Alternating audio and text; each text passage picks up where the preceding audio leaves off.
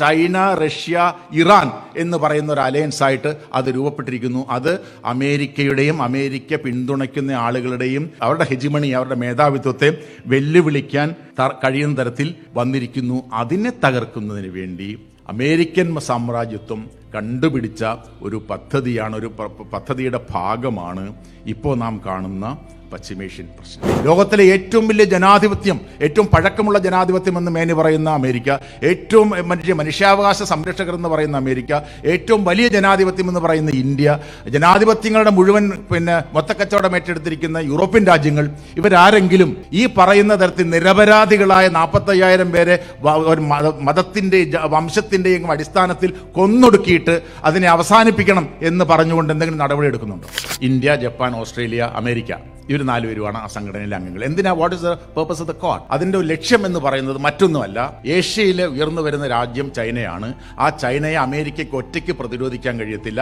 So America is passing its responsibility to block and prevent China. അതാണ് കാര്യം. America തന്നെ പലപ്പോഴും ശ്രമിച്ച് പരാജയപ്പെട്ട ഒരു സംഭവം ചൈന വളരെ നിശബ്ദമായി അവരുടെ ഡിപ്ലോമാറ്റിക് ആക്ടിവിറ്റീസിലൂടെ നേടിയെടുത്തു. ഇസ്രായേലിനെതിരായിട്ട് ഐക്യരാഷ്ട്ര സംഘടനയിൽ വന്ന എല്ലാ തരത്തിലുള്ള പ്രമേയങ്ങളെയും എതിർത്ത ഒരേ ഒരു രാജ്യം അമേരിക്കയാണ്.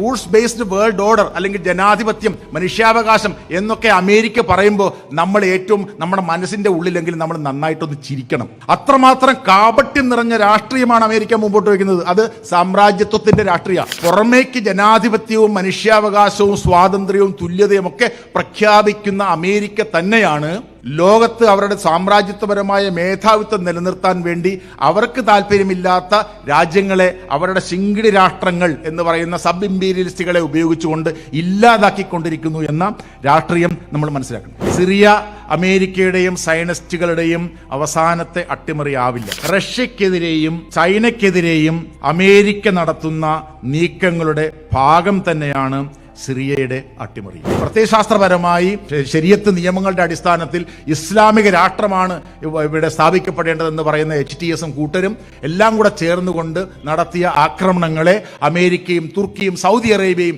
ഇസ്രായേലും ഒക്കെ സഹായിച്ചതിന്റെ ഫലമായിട്ടാണ് ഈ ആക്രമണം അവിടെ ഉണ്ടായതും സിറിയൻ ഭരണകൂടം തകർന്നതും. അമേരിക്കയാൽ കീഴടക്കപ്പെട്ടിരിക്കുന്ന രാജ്യം എന്നാണ് സൗദി അറേബ്യയെ അൽ-ഖൈദ വിശേഷിപ്പിക്കുന്നത്. ഇസ്രായേലിന് ആവശ്യമുള്ളതെല്ലാം കൊടുക്കുകയും അവർക്ക് വേണ്ടാത്തത് മാത്രം പലസ്തീന് കൊടുക്കുന്നതുമായ പദ്ധതിയാണ് അമേരിക്കൻ കരാർ. പശ്ചിമേഷ്യയിലെ ബ്രിട്ടന്റെ ഏറ്റവും വലിയ സാമ്രാജ്യത്വ പരാജയമാണ്. പശ്ചിമേഷ്യയിലെ ഇന്നത്തെ ദുരന്തങ്ങളുടെ കാരണവും അതുതന്നെയാണ്. ആഗോള രാഷ്ട്രീയത്തിലെ നഷ്ടപ്പെട്ടുകൊണ്ടിരിക്കുന്ന മേധാവിത്വം നിലനിർത്താനുള്ള അമേരിക്കയുടെ കുടിലതന്ത്രങ്ങളെ സയണിസവും സയണിസത്തെ നഖശികാന്തം എതിർക്കുന്ന പൊളിറ്റിക്കൽ ഇസ്ലാമും സൗദി അറേബ്യയും സഹായിച്ചപ്പോഴാണ് ആദരണീയനായ അധ്യക്ഷൻ കുഞ്ഞിക്കണ്ണൻ മാഷ്, സ്വാഗതം ആശംസിച്ച ഡോക്ടർ ഹേമന്ത് കുമാർ, ഈ യോഗത്തിൽ പങ്കെടുക്കുന്ന ഡോക്ടർ ഫസൽ ഗഫൂർ, ഡോക്ടർ ഷിനാസ്, പങ്കെടുക്കും എന്ന് പ്രതീക്ഷിക്കുന്ന അബ്ദുൾ റസാഖ്, കൃതജ്ഞത രേഖപ്പെടുത്തുന്ന KKC പിള്ള, എൻ്റെ മുമ്പിലിരിക്കുന്ന ഞങ്ങളുടെ ബഹുമാനപ്പെട്ട അധ്യാപകൻ പ്രസാദ് സാർ, സഹാക്കളെ, സുഹൃത്തുക്കളെ,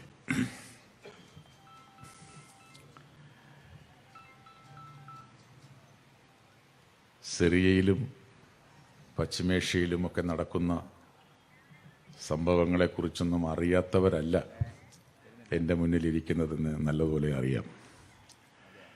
എന്ന് മാത്രമല്ല, 1 വർഷത്തിലേറെയായി ഇസ്രായേൽ പാലസ്തീൻ യുദ്ധം നടക്കുന്നതുകൊണ്ട് ഞാനുൾപ്പെടെ, ശ്രീ ഷിനാസ് ഉൾപ്പെടെയുള്ള ആളുകൾ നിരവധി പത്രങ്ങളിലും മാസികകളിലുമൊക്കെ എഴുതിയ ലേഖനങ്ങൾ, ചാനൽ ചർച്ചകൾ, ഇതൊക്കെ കണ്ട് ധാരണകളുള്ളവരാണ് ഇവിടെ ഇരിക്കുന്നതെന്ന് എനിക്കറിയാം.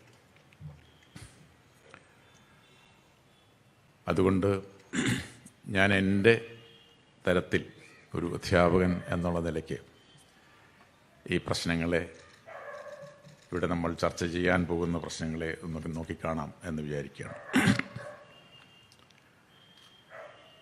അത്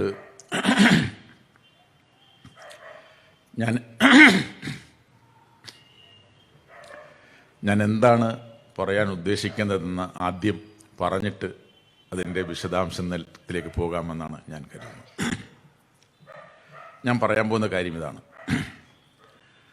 ആഗോള രാഷ്ട്രീയത്തിലെ നഷ്ടപ്പെട്ടുകൊണ്ടിരിക്കുന്ന മേധാവിത്വം നിലനിർത്താനുള്ള അമേരിക്കയുടെ കുടിലതന്ത്രങ്ങളെ സയണിസവും സയണിസത്തെ നഖശികാന്തമെതിർക്കുന്ന പൊളിറ്റിക്കൽ ഇസ്ലാമും സൗദി അറേബ്യയും സഹായിച്ചപ്പോഴാണ് സിറിയൻ അട്ടിമറി അരങ്ങേറിയത്.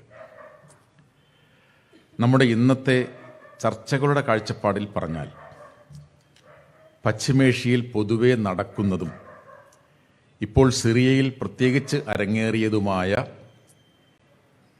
ഇമ്പീരിയലിസ്റ്റ് ശക്തിയായ അമേരിക്കയും സബ് ഇമ്പീരിയലിസ്റ്റ് ശക്തികളായ ഇസ്രായേലും തുർക്കിയും സൗദി അറേബ്യയും ചേർന്ന് നടത്തിയ രാഷ്ട്രീയ അട്ടിമറിയാണ് സിറിയയിൽ നടന്നത്. അത് പശ്ചിമേഷ്യയെ കൂടുതൽ സംഘർഷപൂരിതമാക്കുക മാത്രമല്ല, അമേരിക്കയുടെയും ഇസ്രായേലിൻ്റെയും ശക്തി വർദ്ധിപ്പിക്കുകയും ചെയ്യും. അതോടുകൂടി ഇപ്പോൾ തന്നെ അറബി ഇസ്രായേലി തർക്കമെന്നതിൽ നിന്നും വെറും ഇസ്രായേൽ പാലസ്തീൻ വിഷയം മാത്രമായി ചുരുങ്ങിയ പാലസ്തീൻ രാഷ്ട്ര സ്വപ്നം അനാഥമാവുകയും ചെയ്യും. ഇതാണ് ഞാൻ പറയാൻ ഉദ്ദേശിക്കുന്ന ആകെയുള്ള കാര്യങ്ങളുടെ രത്നച്ചുരുക്കം. എന്തുകൊണ്ടാണ് ഇത് സംഭവിച്ചത് എന്നാണ് നമ്മളിവിടെ സംസാരിക്കാൻ പോകുന്നത്. എന്താണത് ഉണ്ടാക്കാൻ പോകുന്നത് ലോകരാഷ്ട്രീയത്തിൽ എന്നുള്ളതുമാണ്. ഇത് ആഗോള രാഷ്ട്രീയത്തിൽ നമുക്കെല്ലാവർക്കും അറിയാം, അമേരിക്കയുടെ മേൽക്കോയ്മ, ഈ ഹെജിമണി എന്നൊക്കെ പറയുന്ന അവസ്ഥ വളരെ നാളുകളായി ക്ഷയിച്ചുകൊണ്ടിരിക്കുകയാണ്. അങ്ങനെ ക്ഷയിച്ചുകൊണ്ടിരിക്കുന്ന ഒരു ലോക മേധാവിത്വ രാജ്യവും ചരിത്രത്തിൽ ഇതുവരെ അവരുടെ മേധാവിത്വം സ്വമേധയാ വിട്ടുകൊടുക്കാൻ തയ്യാറായിട്ടില്ല.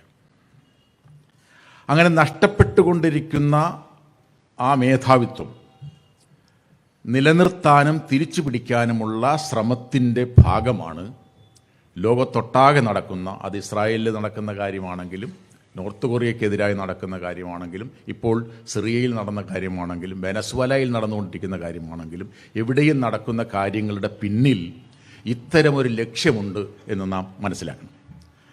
ഇങ്ങനെ ഇതിനെ ഈ ഒരു സൈദ്ധാന്തികമായ രൂപത്തിൽ അവതരിപ്പിച്ച ഒരു പ്രൊഫസറുണ്ട്, നമുക്കെല്ലാവർക്കും അറിയാം, ജോൺ മീർഷീമർ എന്ന അമേരിക്കൻ പ്രൊഫസറാണ്.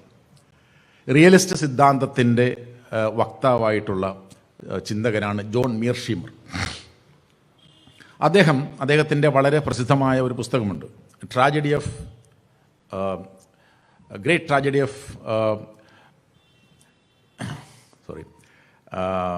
ഓഫ് ഗ്രേറ്റ് പവർ പൊളിറ്റിക്സ് എന്നാണ് ആ പുസ്തകത്തിൻ്റെ പേര്.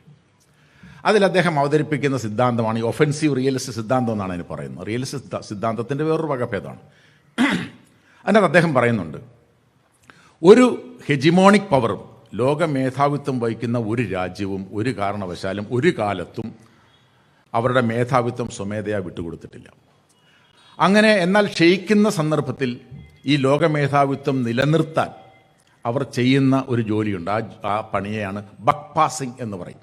അതായത് എനിക്ക് ചെയ്യാൻ കഴിയാത്ത കാര്യം ഞാൻ ആഗ്രഹിക്കുന്ന മേഖലകളിൽ എനിക്ക് വേണ്ടി ചെയ്യാൻ മറ്റുള്ളവരെ ഏൽപ്പിക്കുന്ന ജോലിയാണ് അദ്ദേഹം ബക്ക് പാസിംഗ് എന്ന് പറയുന്നത്.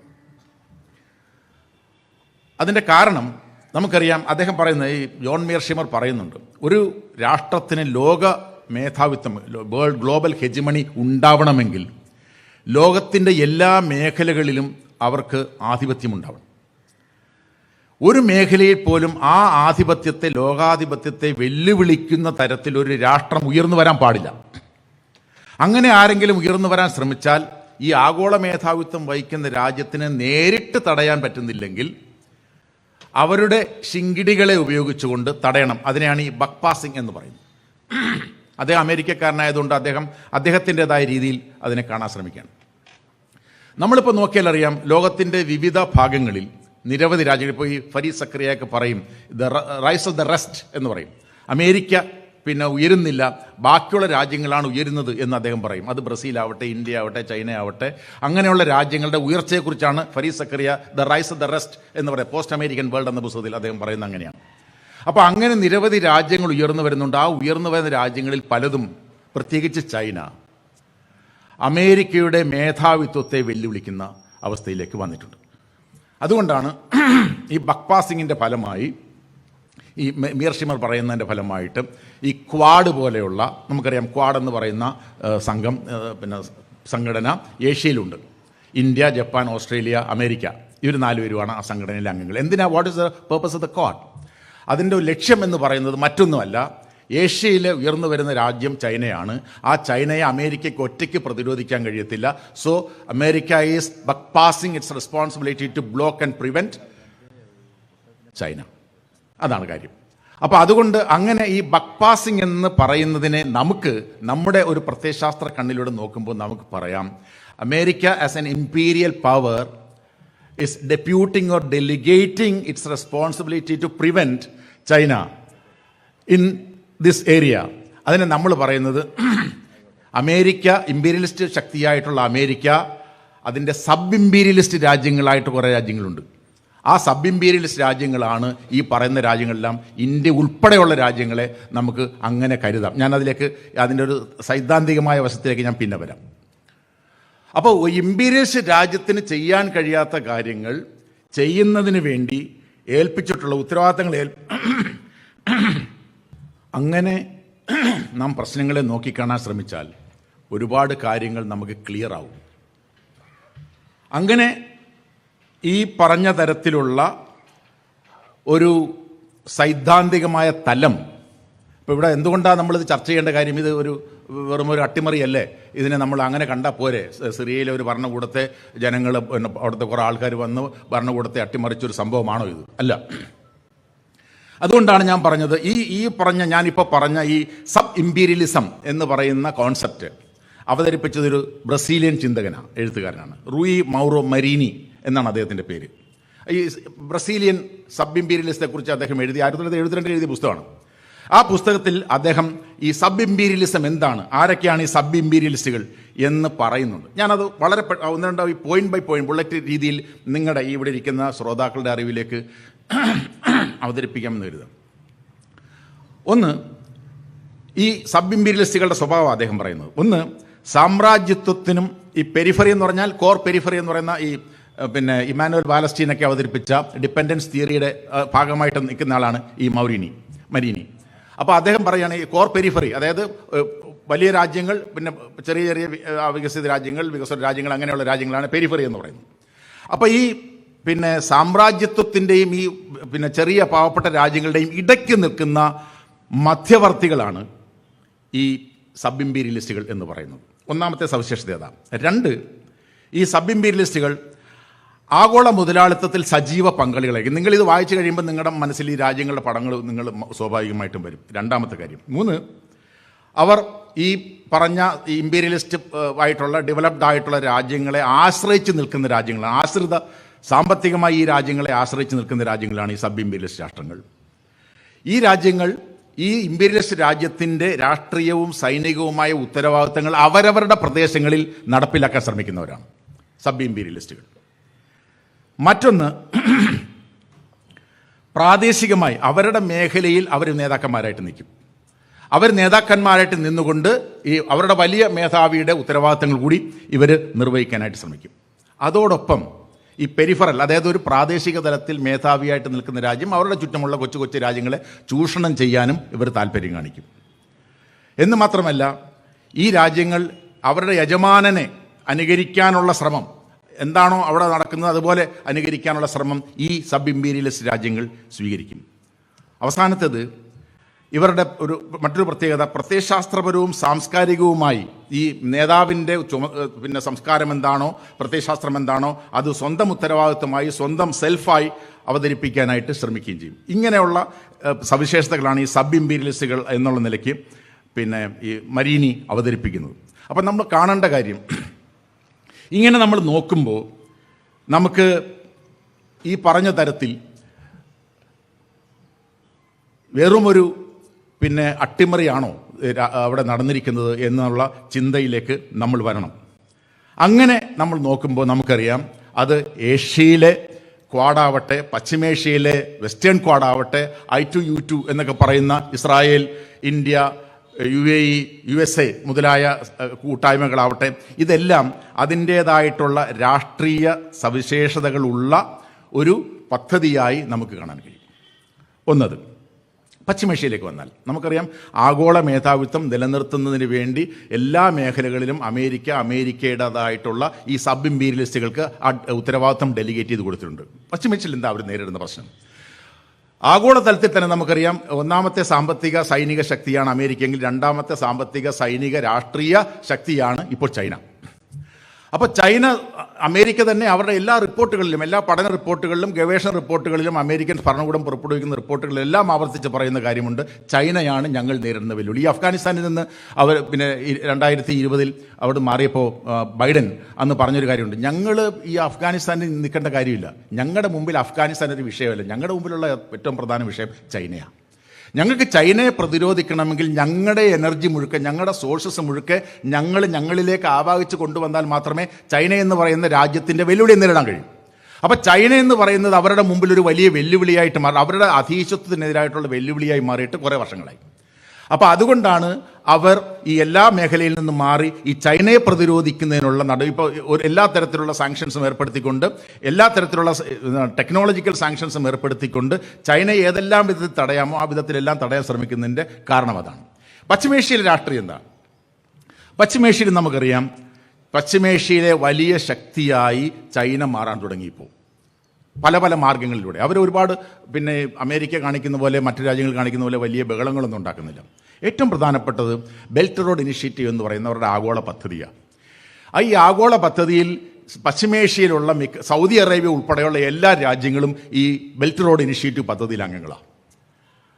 അവരുമായിട്ട് എല്ലാ തരത്തിലും സഹകരിക്കാൻ പശ്ചിമേഷ്യൻ രാജ്യങ്ങൾ തയ്യാറായി മുമ്പോട്ടും. അമേരിക്ക ഒരിക്കലും പ്രതീക്ഷിച്ചിരുന്നല്ല സൗദി അറേബ്യ പോലെയുള്ള രാജ്യങ്ങൾ ചൈനയുടെ ബെൽറ്റ് റോഡ് ഇനിഷ്യേറ്റീവ് പദ്ധതിയിൽ പങ്കാളിയാകും എന്നുള്ള കാര്യം. അതൊരു വളരെ പ്രധാനപ്പെട്ട, കാരണം ഇതൊരു കേവലമായ ഒരു ഇൻഫ്രാസ്ട്രക്ചർ പദ്ധതി അല്ല.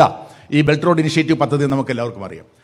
അതിനകത്ത് തന്ത്രപരമായ കാര്യങ്ങളുണ്ട്, അതിനകത്ത് രാഷ്ട്രീയമുണ്ട്, അതിനകത്ത് സമ്പദ് ശാസ്ത്രമുണ്ട്, ടെക്നോളജി ഉണ്ട്, ഒരുപാട് കാര്യങ്ങൾ, രാജ്യങ്ങൾ തമ്മിലുള്ള സോഫ്റ്റ്വെയറും ഹാർഡ്വെയറുമായിട്ടുള്ള ബന്ധങ്ങളുണ്ട്. ഇതെല്ലാം അടങ്ങുന്ന വലിയൊരു രാഷ്ട്രീയ പദ്ധതിയാണ്.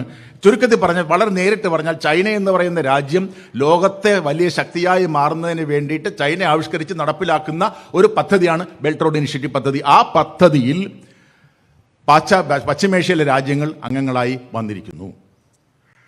അതിന് പുറമെ നമുക്കറിയാം 2022 മാർച്ച് മാസം 10-ാം തീയതി, ആ പ്രത്യേകത എന്ന് പറഞ്ഞാൽ ചൈനീസ് കമ്മ്യൂണിസ്റ്റ് പാർട്ടിയുടെ കോൺഗ്രസ് കഴിഞ്ഞ് ഷീ ജിൻപിങ്ങിനെ വീണ്ടും ജനറൽ സെക്രട്ടറി ആയിട്ട് തെരഞ്ഞെടുത്ത ദിവസം നടന്ന ഒരു പശ്ചിമേഷ്യയുമായി ബന്ധപ്പെട്ട് നടന്നൊരു സംഭവമുണ്ട്. അത് ബദ്ധശത്രുക്കളായി നിന്ന ഈ സുന്നി ഷിയ സംഘടനത്തിൽ എല്ലാ തരത്തിലും യുദ്ധം നടന്നില്ല എന്ന് മാത്രമേ ഉള്ളൂ, ബാക്കിയുള്ള എല്ലാ തരത്തിലും സംഘടനത്തിൽ ഏർപ്പെട്ടിരുന്ന ഈ സൗദി അറേബ്യയും ഇറാനും ചൈനയുടെ മധ്യസ്ഥതയിൽ സമാധാന കരാർ ഒപ്പുവെച്ചു.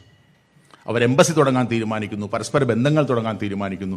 അതൊരിക്കലും ഈ പശ്ചിമേഷ്യയുടെ ചരിത്രത്തിൽ ഒരിക്കലും ഉണ്ടാകില്ല എന്ന് അമേരിക്ക തന്നെ പലപ്പോഴും ശ്രമിച്ച് പരാജയപ്പെട്ടൊരു സംഭവം ചൈന വളരെ നിശബ്ദമായി അവരുടെ ഡിപ്ലോമാറ്റിക് ആക്ടിവിറ്റീസിലൂടെ നേടിയെടുത്തു. അപ്പോൾ ചൈന പശ്ചിമേഷ്യയിലേക്ക് വരിക, അതായത് ബദ്ധശത്രുക്കളായിട്ട് നിന്ന രാജ്യങ്ങളെ കൂടി ബന്ധിപ്പിച്ചുകൊണ്ട് അല്ലെങ്കിൽ ഒരുമിപ്പിച്ചുകൊണ്ട് ചൈനയുടെ സാന്നിധ്യം അറിയിക്കുന്ന തരത്തിലേക്ക് അവർ വരുന്നു എന്ന് മാത്രമല്ല, പശ്ചിമേഷ്യയിലേക്ക് ഏറ്റവും അധികം കയറ്റുമതി ചെയ്യുന്ന രാജ്യം ചൈനയാണ്. പശ്ചിമേഷ്യയിൽ നിന്ന് ഏറ്റവും കൂടുതൽ എണ്ണ ഇറക്കുമതി ചെയ്യുന്ന രാജ്യം ചൈനയാണ്. അതുപോലെ തന്നെ പശ്ചിമേഷ്യയിലേക്ക് നല്ല രീതിയിൽ, അമേരിക്കയുടെ ഒന്നും അത്രയില്ലെങ്കിലും നല്ല രീതിയിൽ ആയുധങ്ങൾ കയറ്റുമതി ചെയ്യുന്ന രാജ്യവുമായും ചൈന മാറിയിട്ടുണ്ട്. അപ്പോൾ അങ്ങനെ വളരെ ശക്തമായി ചൈന ഒറ്റയ്ക്ക് വരുന്നുണ്ടെങ്കിൽ അതിന് പുറമെ ചൈനയും റഷ്യയുമായി ചേർന്നുകൊണ്ടുള്ള ഒരു അലയൻസ് കൂടി രൂപപ്പെട്ടു വന്നിരിക്കുന്നു ഇപ്പോൾ. അപ്പോൾ ആ അലയൻസിൽ ഇപ്പോൾ അവസാനം വന്നിരിക്കുന്നു ചൈന, റഷ്യ, ഇറാൻ എന്ന് പറയുന്ന ഒരു അലയൻസായിട്ട് അത് രൂപപ്പെട്ടിരിക്കുന്നു. അത് അമേരിക്കയുടെയും അമേരിക്ക പിന്തുണയ്ക്കുന്ന ആളുകളുടെയും നേട്ടങ്ങളെ അല്ലെങ്കിൽ അവരുടെ ഹെജിമണി, അവരുടെ മേധാവിത്വത്തെ വെല്ലുവിളിക്കാൻ കഴിയുന്ന തരത്തിൽ വന്നിരിക്കുന്നു. അതിനെ തകർക്കുന്നതിന് വേണ്ടി അമേരിക്കൻ സാമ്രാജ്യത്വം കണ്ടുപിടിച്ച ഒരു പദ്ധതിയാണ്, ഒരു പദ്ധതിയുടെ ഭാഗമാണ് ഇപ്പോൾ നാം കാണുന്ന പശ്ചിമേഷ്യൻ പ്രശ്നം. അത് നമുക്കറിയാം. പശ്ചിമേഷ്യയിലെ പ്രശ്നങ്ങളുടെ പിന്നെ കുഞ്ഞിക്കണ്ണ മാഷ് സൂചിപ്പിച്ചു 48-ൽ. അതിനു മുമ്പ് തന്നെ ഒട്ടോമൻ ഭരണകാലം, ഒട്ടോമൻ സാമ്രാജ്യത്തിൻ്റെ കീഴിൽ പശ്ചിമേഷ്യ ഉൾപ്പെടെയുള്ള സന്ദർഭങ്ങളിൽ നമുക്കറിയാം ആ ഒട്ടോമൻ ഭരണകൂടത്തിനെതിരായിട്ട് ബ്രിട്ടൻ നടത്തിയ ഈ കുടിലതന്ത്രങ്ങളുടെയൊക്കെ ബലമായിട്ടാണ് ഈ ബാക്കിയുള്ള ഈ പ്രശ്നങ്ങൾ മുഴുവൻ, ഈ കൃത്യമായ അതിർത്തികൾ പോലും നിർണ്ണയിക്കാതെ, വംശീയതയും ദേശീയതയും ഒന്നും പരിഗണിക്കാതെ തോന്നുംപടി ആ പശ്ചിമേഷ്യൻ രാജ്യങ്ങളെ വിഭജിക്കാൻ ഉണ്ടാക്കിയെടുത്ത ഒരു സാമ്രാജ്യത്വ പദ്ധതിയുണ്ട്. ആ പദ്ധതി കൂടി ഇന്ന് പിന്നെ ലോകരാജ്യങ്ങൾ പശ്ചിമേഷ്യയിൽ പ്രത്യേകിച്ചും അനുഭവിച്ചു കൊണ്ടിരിക്കുന്നു എന്ന് നമുക്കറിയാം. അപ്പോൾ അങ്ങനെ പിന്നെ 1948-ൽ അമേരിക്കയുടെ ആശീർവാദത്തോടു കൂടി ഇസ്രായേൽ സ്ഥാപിക്കപ്പെട്ടു എന്ന് നമുക്കറിയാം. അത് എപ്രകാരമാണ് എന്നൊക്കെ നമുക്ക് ഒരുപാട് ചർച്ച ചെയ്യപ്പെട്ടു, ഞാൻ അങ്ങോട്ട് പോകുന്നില്ല. അതുപോലെ തന്നെ എണ്ണ രണ്ടാം ലോക മഹായുദ്ധ കാലഘട്ടത്തിൽ എണ്ണയുടെ പ്രാധാന്യം ആദ്യം തിരിച്ചറിഞ്ഞത് പിന്നെ വിൻസൻ ചർച്ചിലാണ്. അപ്പോൾ അങ്ങനെ വിൻസൻ ചർച്ചിൽ പോലെയുള്ള ആളുകൾ അത് പിന്നെ എണ്ണ നമുക്ക് എത്രയും സമ്പാദിക്കാൻ കഴിയുമോ അങ്ങനെ എണ്ണയുടെ മുകളിൽ നമുക്കൊരു മേധാവിത്വം തുടരാൻ കഴിയണം. അതുപോലെ തന്നെ പശ്ചിമേഷ്യയുടെ മുകളിലും നമുക്ക് മേധാവിത്വം ഉണ്ടെങ്കിൽ അത് നമുക്ക് രാഷ്ട്രീയ നേട്ടത്തിന് ഉപകരിക്കുമെന്ന് അന്നത്തെ ലോക മേധാവിയായിരുന്ന ബ്രിട്ടൻ തിരിച്ചറിഞ്ഞതുകൊണ്ടാണ് ഈ പശ്ചിമേഷ്യയിൽ ഈ പ്രശ്നങ്ങൾ രൂപപ്പെടുന്നതിന് പിന്നെ നയിച്ച ഒരു ഘടകം. ഈ അലക്സി വാസിലിയേവിച്ച് എന്ന് പറയുന്ന ഒരു എഴുത്തുകാരനുണ്ട്. ഹിസ്റ്ററി ഓഫ് സൗദി അറേബ്യ എന്ന പുസ്തകത്തിൽ അദ്ദേഹം ഈ പലസ്തീൻ്റെ പശ്ചിമേഷ്യയിലെ ബ്രിട്ടൻ്റെ രൂപീകരണത്തെക്കുറിച്ച് പറഞ്ഞു. അദ്ദേഹം ഇങ്ങനെയാണ് പറയുന്നത്: പലസ്തീൻ പശ്ചിമേഷ്യയിലെ ബ്രിട്ടൻ്റെ ഏറ്റവും വലിയ സാമ്രാജ്യത്വ പരാജയമാണ്. പശ്ചിമേഷ്യയിലെ ഇന്നത്തെ ദുരന്തങ്ങളുടെ കാരണവും അതുതന്നെയാണ് എന്ന് ഈ വാസിലിയേവിച്ച് ഈ ഹിസ്റ്ററി ഓഫ് സൗദി അറേബ്യ, ആധികാരികമായ സൗദി അറേബ്യയുടെ ചരിത്ര പുസ്തകമായി അറിയപ്പെടുന്നതാണ് അലക്സി വാസിലിയേവിച്ചിൻ്റെ ആ പുസ്തകം. അപ്പോൾ അങ്ങനെ ഉള്ള പിന്നെ സാമ്രാജ്യത്വ സൃഷ്ടിയുടെ ഫലമായ പശ്ചിമേഷ്യയും പലസ്തീനും പശ്ചിമേഷ്യൻ രാജ്യങ്ങളും അവിടുത്തെ രാഷ്ട്രീയവും ഇന്നത്തെ പ്രശ്നത്തിൻ്റെ അടിത്തറയായി നിൽക്കുന്നുണ്ട് എന്ന് നമുക്കറിയാം. എന്താണ് ഇത്രമാത്രം ശക്തമായി അമേരിക്ക ഈ പശ്ചിമേഷ്യയിലേക്ക് വരാനുള്ള കാരണം? അതിൻ്റെ പ്രധാനപ്പെട്ട കാരണം നമുക്കറിയാം. ഈ 21-ാം നൂറ്റാണ്ട് ആകുന്നതിന് തൊട്ട് മുമ്പ് അമേരിക്കൻ ഭരണകൂടത്തിലെ ചില ഡിക് ചെനി ഉൾപ്പെടെ, അന്ന് വൈസ് പ്രസിഡൻ്റായിരുന്ന ഡിക് ചെനിയുള്ള ഉൾപ്പെടെയുള്ള ആളുകൾ ചേർന്നുകൊണ്ട് ഒരു പ്രോജക്റ്റ് ഉണ്ടാക്കി. ആ പ്രോജക്റ്റ് എന്ന് പറയുന്നത് project for new American century, PNAC എന്നറിയപ്പെടുന്നതാണത്. പ്രോജക്റ്റ് ഫോർ ന്യൂ അമേരിക്കൻ സെഞ്ചുറിയിൽ അവർ പറഞ്ഞ കാര്യം 21-ാം നൂറ്റാണ്ട് ആരുടെ നൂറ്റാണ്ടാണ് എന്ന് തീരുമാനിക്കുന്നത് 2 കാര്യങ്ങളാണ്. ഒന്ന്, എണ്ണയുടെ മുകളിലും വെള്ളത്തിൻ്റെ മുകളിലും ഏത് രാജ്യത്തിനാണോ നിയന്ത്രണമുള്ളത് ആ രാജ്യമായിരിക്കും 21-ാം നൂറ്റാണ്ട് നിയന്ത്രിക്കാൻ പോകുന്നത്. അങ്ങനെയുള്ള ആ പദ്ധതി, പിന്നെ ഈ project for new American century എന്ന് പറയുന്ന ആ പദ്ധതിയുടെ പിന്നെ നടപ്പിലാക്കലിന് വേണ്ടിയിട്ടാണ് നമുക്കറിയാം ഇറാഖിൽ അമേരിക്കയുടെ ഇടപെടലുണ്ടാകുന്നത്. ഇറാഖിൽ അമേരിക്ക ഇടപെടാൻ എന്താ അവർ പറഞ്ഞത്? വെപ്പൺസ് ഓഫ് മാസ് ഡിസ്ട്രക്ഷൻ ഉണ്ടെന്നാണ്. അതായത് ലോകത്തെ ജനങ്ങളെ മുഴുവൻ, അമേരിക്കയിലെയും ബ്രിട്ടനിലെയും ലോകത്തെ ജനങ്ങളെ മുഴുവൻ അരമണിക്കൂറിനുള്ളിൽ ചുട്ടുചാമ്പലാക്കാൻ കഴിയുന്ന വെപ്പൺസ് ഉണ്ട് എന്ന് പറഞ്ഞുകൊണ്ടാണ് അവിടെ ആക്രമണം നടത്തിയത്. വാസ്തവത്തിൽ ആ ആക്രമണത്തിൻ്റെ പിന്നിലുള്ള ലക്ഷ്യം ഈ പ്രോജക്റ്റ് ഫോർ ന്യൂ അമേരിക്കൻ സെഞ്ചുറിയാണ്. ഇറാഖിലെ എണ്ണപ്പാടങ്ങളെ കൈവശപ്പെടുത്തുക എന്ന് പറയുന്ന ലക്ഷ്യവും അതിലൂടെ ബാക്കിയുള്ള ഭരണാധികാരികളെ അമേരിക്കയുടെ നിയന്ത്രണത്തിൽ കൊണ്ടുവരാനുള്ള പദ്ധതിയുടെ ഭാഗവുമായിരുന്നു ഈ പറഞ്ഞ കാര്യങ്ങൾ. അതിന് ഈ ആശയത്തെ Richard Perle and Douglas Feith എന്ന് പറയുന്ന ഒരു എഴുത്തുകാരൻ a clean break, a new strategy for securing the realm എന്നൊരു പുസ്തകം 1990 എഴുതിയിട്ട് അദ്ദേഹം 2 കാര്യങ്ങൾ പറഞ്ഞു. ഇവർ ചെയ്യാൻ പോകുന്ന കാര്യങ്ങൾ, എന്താണ് അമേരിക്കയും അല്ലെങ്കിൽ ഇസ്രായേലും ചെയ്യേണ്ട 2 കാര്യങ്ങൾ അവർ പറഞ്ഞത്. ഒന്ന്, you withdraw from Oslo agreement. ഈ പിന്നെ പശ്ചിമേഷ്യയിലെ ഇസ്രായേൽ പാലസ്തീൻ സംഘടനം അവസാനിപ്പിക്കുന്നതിന് വേണ്ടിയിട്ട് ഉണ്ടാക്കപ്പെട്ട 90കളുടെ അവസാനവും 2000-ലുമൊക്കെ ഉണ്ടാക്കപ്പെട്ട കരാറാണ് ഓസ്ലോ കരാർ. അങ്ങനെ ഓസ്ലോ കരാറിലായിട്ട് നിങ്ങൾക്ക് മുന്നോട്ട് പോയാൽ പശ്ചിമേഷ്യയിൽ നിങ്ങൾ ആഗ്രഹിക്കുന്ന കണക്ക് കാര്യങ്ങളൊന്നും നടക്കില്ല. അതുകൊണ്ട് നിങ്ങൾ ഈ ഓസ്ലോ കരാറിൽ നിന്ന് പിന്മാറണം. രണ്ടാമത്തത്, ഇപ്പോഴത്തെ ഈ സംഭവത്തിലേക്ക് എത്തി നിൽക്കുന്ന ഒരു നിർദ്ദേശമാണ് ഇസ്രായേലിൻ്റെ അമേരിക്കയുടെ മുമ്പിൽ വെച്ചത്. നിങ്ങൾ 2 രാജ്യങ്ങളെ ഇല്ലാതാക്കണം. അത് ഒന്നാമത്തത് ഇറാഖും രണ്ടാമത്തത് സിറിയയാണ്. അങ്ങനെ ഈ നമ്മൾ കാണുന്നത് ഇന്നിപ്പോൾ 2024 ഡിസംബർ മാസം 5-ാം തീയതി പെട്ടെന്ന് ഉണ്ടായതല്ല ഇത്. ഈ സിറിയക്കെതിരായി നടക്കുന്ന ഈ നീക്കങ്ങളെല്ലാം ഈ പറഞ്ഞ തരത്തിൽ നേരത്തെ കൂട്ടി അമേരിക്ക മുന്നോട്ട് വെച്ചു. അമേരിക്ക എന്ന് പറഞ്ഞാൽ അമേരിക്ക എന്താണ് അങ്ങനെ ചെയ്യുന്നത്? നമുക്കറിയാം 193 രാജ്യങ്ങൾ ഐക്യരാഷ്ട്ര സംഘടനയിലുണ്ട്. ഐക്യരാഷ്ട്ര സംഘടനയിൽ അംഗമാകുന്ന ഒരു രാജ്യം ഒപ്പിടുന്ന അതിൻ്റെ ചാർട്ടറിൽ ഒപ്പിടുമ്പോൾ നമ്മൾ പറയുന്നത് നമ്മൾ വേറൊരു രാജ്യത്തിൻ്റെ പരമാധികാരത്തെ ആക്രമിക്കില്ല, പരമാധികാരത്തെ അംഗീകരിക്കും എന്ന് പറഞ്ഞുകൊണ്ട് നിൽക്കുന്ന ഒരു രാജ്യം എന്തിനു വേണ്ടി അത് ചെയ്യുന്നത്? അതിന് അവർക്ക് അതിൻ്റെ, ഞാൻ നേരത്തെ പറഞ്ഞതിലേക്ക് ഞാൻ വരികയാണ്, പശ്ചിമേഷ്യയിൽ ഇനി അവർക്ക് ആഗ്രഹിക്കുന്ന തരത്തിൽ ഈ മേധാവിത്വം പുലർത്താൻ കഴിയില്ല. അതുകൊണ്ട് അവർക്ക് മറ്റു ചില ആളുകളെ വേണം. അതിനവർ കണ്ടുപിടിച്ചിരിക്കുന്ന, ആദ്യം ബ്രിട്ടനാണ് കണ്ടുപിടിച്ചത്, ബ്രിട്ടനാണ് നമ്മുടെ സ്ട്രാറ്റജിക് അസറ്റ് എന്നാണ് പറഞ്ഞത്. ഈ ഇസ്രായേലാണ് പശ്ചിമേഷ്യയിലെ ഞങ്ങളുടെ സ്ട്രാറ്റജിക് അസറ്റ് എന്നാണ് പറഞ്ഞത്. അത് ബ്രിട്ടൻ്റെ ദുർബലാവസ്ഥ ആയപ്പോൾ അമേരിക്ക ശക്തമായി മാറിയപ്പോൾ അമേരിക്ക കരുതുകയാണ് Israel is the strategic asset. നമ്മുടെ പശ്ചിമേഷ്യയിലെ മേധാവിത്വം നിലനിർത്താൻ വേണ്ടിയിട്ട് നമ്മുടെ ഏറ്റവും പ്രധാനപ്പെട്ട കണ്ണി ഇസ്രായേലാണ്. അതുകൊണ്ട് എന്താണ് അവർ ചെയ്യാൻ പോകുന്നത്? നമ്മൾ കാണുന്നത് എന്താണ്?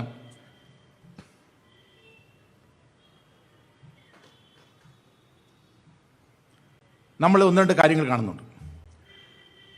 ഒന്നാമത്തേത്, അമേരിക്ക ഇപ്പോൾ ചെയ്തുകൊണ്ടിരിക്കുന്ന, ഇസ്രായേലുമായി ബന്ധപ്പെട്ടിട്ട് ചെയ്തുകൊണ്ടിരിക്കുന്ന ഒരു കാര്യം, ഒന്നാമത്തേത് ഇസ്രായേലിനെ ഏറ്റവും തന്ത്രപരമായ പങ്കാളിയായി കണ്ടുകൊണ്ട് ഇസ്രായേലിനെ എന്ത് വില കൊടുത്തും സംരക്ഷിക്കുക എന്ന നിലപാടാണ്. എന്ത് വില കൊടുത്തും സംരക്ഷിക്കുക എന്ന നിലപാടാണ് അമേരിക്ക സ്വീകരിക്കുന്നത്. നമുക്കറിയാം, ഈ ഒക്ടോബർ 7 പിന്നെ ഹമാസിൻ്റെ ആക്രമണം ഉണ്ടായപ്പോൾ അമേരിക്ക പറഞ്ഞത് we are extending ironclad support, ഇരുമ്പ് ഉരുക്ക് പിന്നെ തരത്തിലുള്ള പിന്തുണ ഞങ്ങൾ ഇസ്രായേലിന് നൽകുകയാണ്. ഞങ്ങൾ വി ആർ വിത്ത് ദം, ഞങ്ങളെ കൂടെ ഉണ്ട്. അദ്ദേഹം ഓടി പിന്നെ ഇസ്രായേലിൽ വന്നിട്ട് ബെഞ്ചമിൻ നെതന്യാഹുവിനെ കണ്ട് കെട്ടിപ്പിടിക്കുകയും ആശ്വസിപ്പിക്കുകയും ഒക്കെ ചെയ്യുന്ന തരത്തിൽ ഉള്ള കാഴ്ചകൾ നമ്മൾ കണ്ടതാണ്.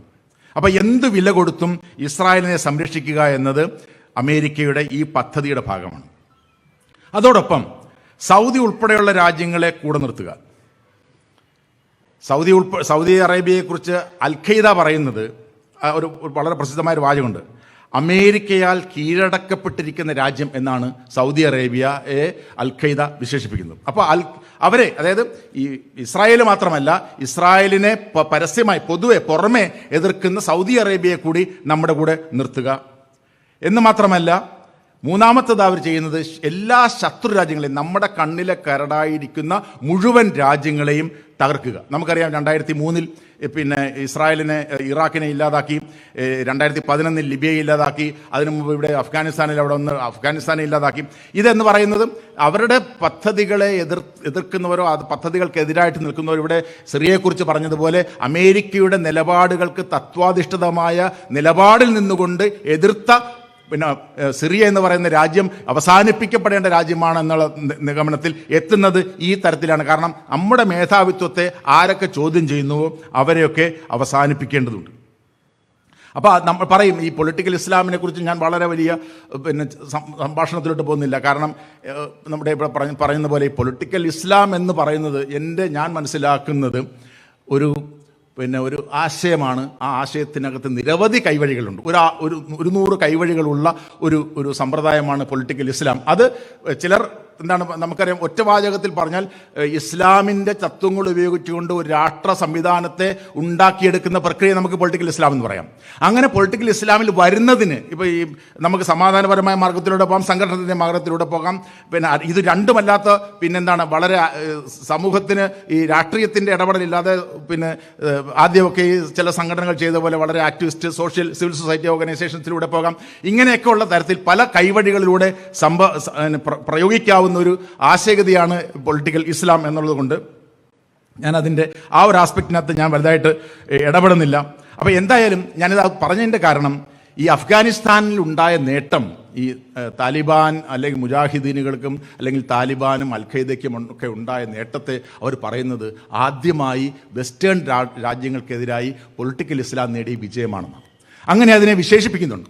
അപ്പോൾ അങ്ങനെ എന്തായാലും ഇങ്ങനെയുള്ള ഒരു വിജയം അവർ നേടിയപ്പോൾ മനസ്സിലാക്കുന്നത്, ഈ പൊളിറ്റിക്കൽ ഇസ്ലാം എന്ന് പറയുന്ന ആശയഗതിയെ മുറുകെ പിടിക്കുന്നവർക്ക് മനസ്സിലാക്കി നമുക്ക് ഇത്തരം രാജ്യങ്ങൾക്കെതിരായിട്ട് നീങ്ങാനുള്ള കരുത്തുണ്ട്. അത് അമേരിക്കയ്ക്കെതിരെ പോലും, സോവിയറ്റ് യൂണിയനെ പരാജയപ്പെടുത്തി കഴിഞ്ഞു, അമേരിക്കയെ പോലും നമുക്ക് പരാജയപ്പെടുത്താൻ കഴിയുമെങ്കിൽ പിന്നെ നമുക്ക് എന്താണ് തിരിഞ്ഞു നോക്കാനുള്ളത് എന്നൊരു ചിന്താഗതി വളരുന്നതിന് അമേരിക്ക തന്നെ പ്രൊമോട്ട് ചെയ്ത് വിട്ട 79 മുതൽ 89 വരെ അമേരിക്കയും പാകിസ്ഥാനും സൗദി അറേബ്യയും ഒക്കെ കാശും ആളും അർത്ഥവും സമ്പത്തും എല്ലാം കൊടുത്ത് ആയുധവും എല്ലാം കൊടുത്ത് പരിശീലിപ്പിച്ച മുജാഹിദീനുകൾ ഇങ്ങനെ പല രൂപഭാവങ്ങളിലേക്ക് മാറി വന്ന് ഈ തരത്തിൽ ആയി എന്ന് നമുക്ക് എല്ലാവർക്കും അറിയാം. അങ്ങനെ അപ്പോൾ ഇങ്ങനെ ഇസ്രായേലിനെയും സൗദിയെയും പിന്നെ രാഷ്ട്ര ഇതര, അതായത് ഈ പറഞ്ഞ തരത്തിലുള്ള ഈ ഭീകര സംഘടനകളെ, ഇപ്പോൾ HTS പോലെയുള്ള ഭീകര സംഘടനകൾ ഉൾപ്പെടെ ഉപയോഗിച്ചുകൊണ്ട് ഈ പറഞ്ഞ ലക്ഷ്യങ്ങൾ നേടാം എന്നാണ് അമേരിക്ക ഈ ഒരു പദ്ധതിയിലൂടെ മുമ്പോട്ട് വെച്ചത്.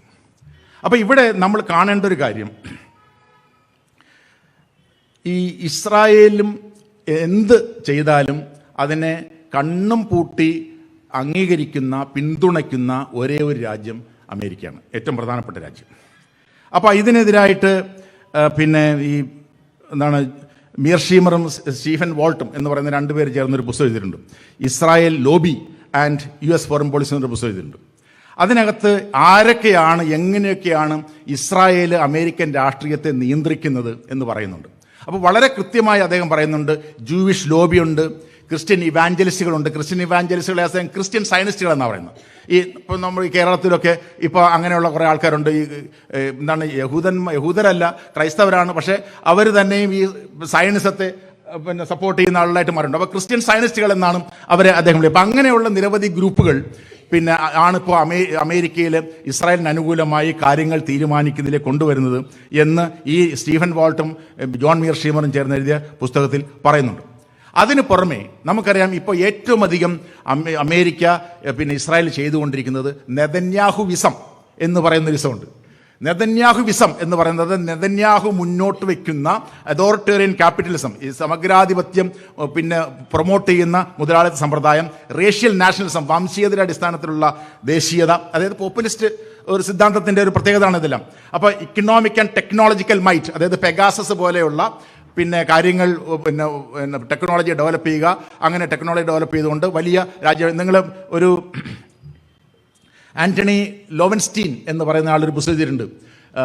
ആ പുസ്തകത്തിൻ്റെ പേര് പാലസ്റ്റീൻ ലബോറട്ടറി എന്നാണ്. പാലസ്റ്റീൻ ലബോറട്ടറി, അതായത് അവരുടെ ടെക്നോളജി, അതായത് ഇസ്രായേലിൻ്റെ ടെക്നോളജി, അത് പ്രത്യേകിച്ച് ഈ പിന്നെ കമ്മ്യൂണിക്കേഷൻ രംഗത്തും ആയുധത്തിൻ്റെ രംഗത്തും അവരെത്രത്തോളം വളർന്നിട്ടുണ്ട് എന്ന് ലോകത്തെ ഇപ്പോൾ കാണിക്കുന്നത് ഈ പാലസ്റ്റീനിലൊക്കെ ബോംബിട്ടുകൊണ്ട് അതിൻ്റെ കൃത്യമായ വീഡിയോ എടുത്തുകൊണ്ട് ഞങ്ങളുടെ ഈ മിസൈലുകൾ ഇത്രമാത്രം സൂക്ഷ്മതയോട് കൂടിയിട്ടാണ് ജനങ്ങളെ കൊല്ലുന്നത് എന്ന് എല്ലാ ഈ ആയുധ പിന്നെ എക്സ്പോകളുണ്ട് ലോകത്തൊട്ടാകെ.